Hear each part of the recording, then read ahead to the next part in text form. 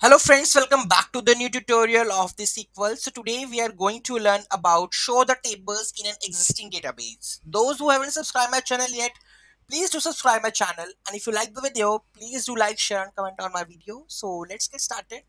To how to show the tables in an existing database. So we have to select that table, right? So I'm going to select the database that is MyDB, I guess. Okay, so I'm going to use over here, use MyDB.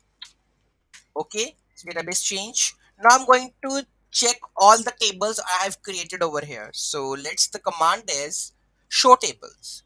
So the show tables, right? So you can see that customers is the table name. Okay, so I want whatever the table name is there, I want to show all the fields with the name also. So how we are going to do that, we are going to learn in the next video. Thank you so much for watching this video. Have a great day. Don't forget to like, share and comment on my video. Have a nice day.